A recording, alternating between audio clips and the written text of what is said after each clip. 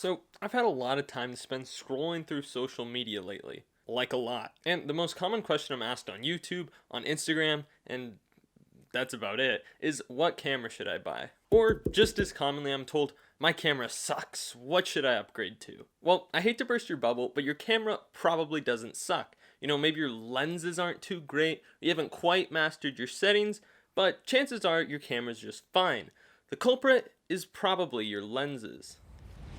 Hey, what's up everyone? My name is Winiarski, and I'm a photographer and filmmaker here on YouTube as well as Instagram, and today we're going to be talking about one of my favorite things in the world, camera lenses. Now, as much as I'd love to run around outside and shoot some beautiful things today, with coronavirus going around, I'm going to stay inside, stay quarantined, but I think I can still make my case regardless. So like I said earlier, a really common question I get asked a lot is what camera should I buy? They'll give me two options, like let's just say the 80D and the 90D, and then I'll reply something along the lines of, well, the 90D is obviously better, but if you get a used 80D, you can get it for like half the price, and you can take that extra money, you can invest in really high quality glass, and overall you'll have a way better setup. And then they say something back along the lines of, oh, the 90D is better? Okay, I'll get that. Thanks, bye.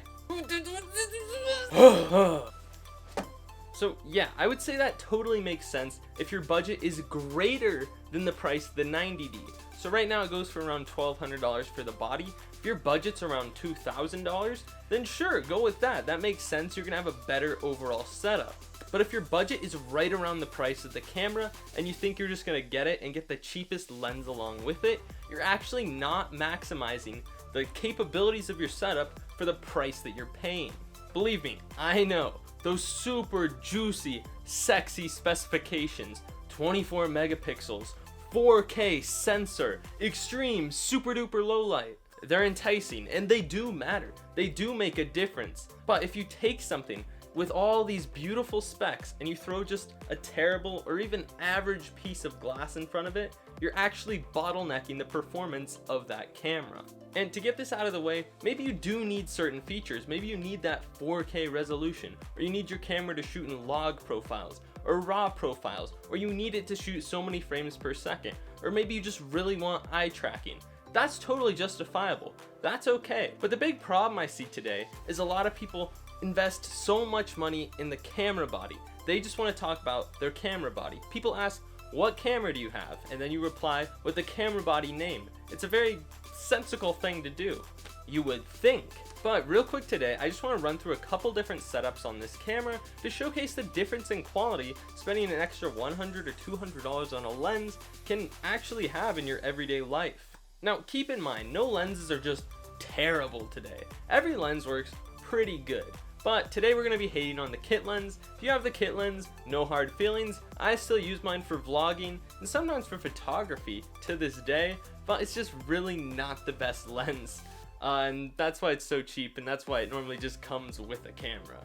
That being said, everything shot today is going to be shot on the Canon 80D. That's what I'm filming on right now, and let's start off with the video features. So first, let's look at a talking headshot.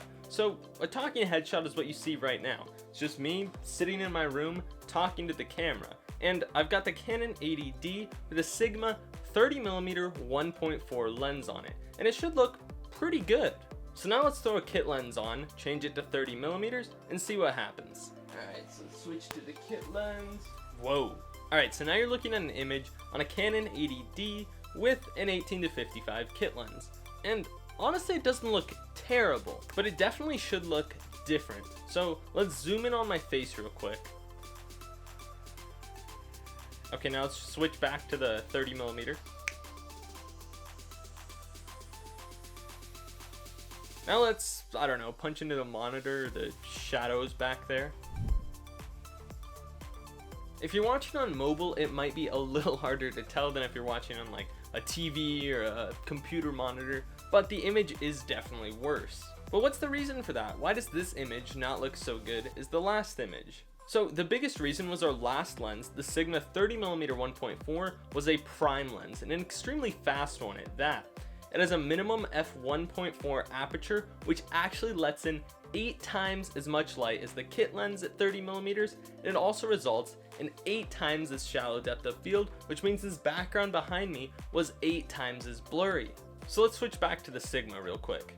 Boom. So we're back on the Sigma. Could you tell the difference that time?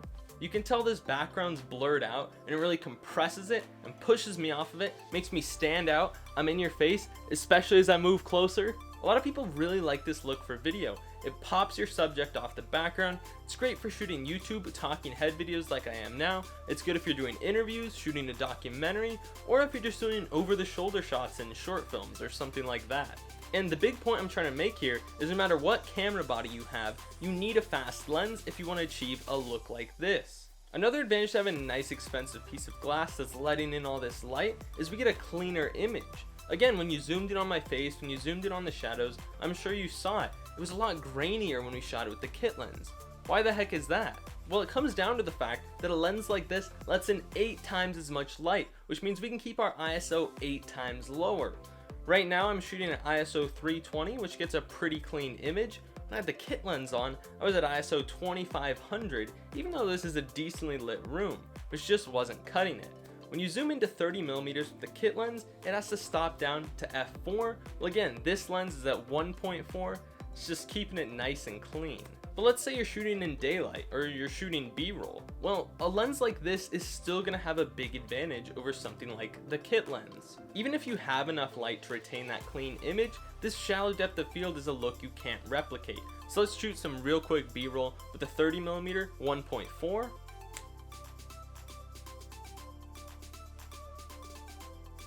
Now let's shoot some with the kit lens.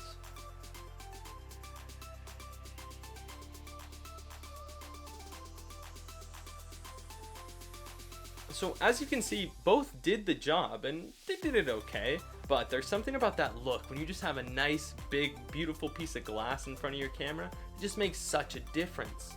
Now, you might be arguing, well, duh, that looks better. That's a $400 prime lens. That's very fair. You might also be arguing, well, the 18 to 55 is way more versatile. I can shoot at 18, I can shoot at 55. This only shoots at 30. I wouldn't want to carry this around all the time. That's a very fair argument. When you have this lens on, the camera might be better, but it won't work all the time.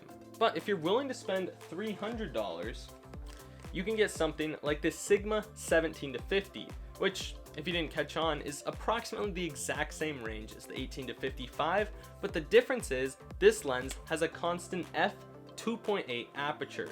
The kit lens, on the other hand, well, it starts at 3.5, which is pretty close to 2.8, is at 5.6 by the time you've zoomed in. So while it's close on the wide end, by the time you zoom in, something like the Sigma is letting in 4 times as much light. It's going to give you 4 times as shallow of a depth of field. It's going to give you 4 times as blurry of a background, which is 4 times awesomer. So for around $300, if you slap a lens like that on, your camera's pretty much going to be better in every way.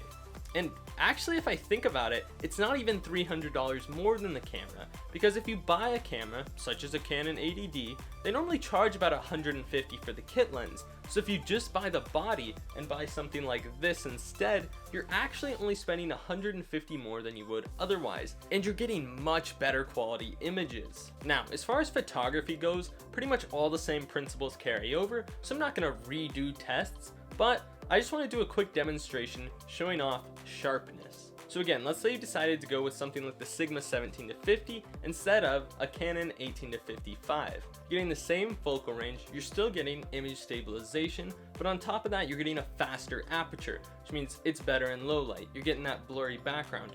And on top of that, you're just getting a better built lens. Now, it's not as well built as something like an L series lens, but you're getting a metal mount, you're getting more durable feeling plastic, it's just all around built better. And on top of that, it's just going to be generally sharper. So let's do a quick photography test. So here's a shot with the Canon 18 to 55, shot at 18mm at f4. And here's another shot of the Sigma 17 to 50, shot at 18mm, also f4. If we zoom in closely, you can tell the Sigma is just a sharper lens. It's retaining more detail, the image just looks better. So again, in summary, the quality of the image you take, the quality of the images you make, is only going to be as good as your weakest link. So maybe your camera's holding you back if you have really nice lenses, but chances are, more often than not, you've got a nice body and your lenses are actually holding you back a little bit. Also, I think it's kind of obvious, but I'm going to go out and say it.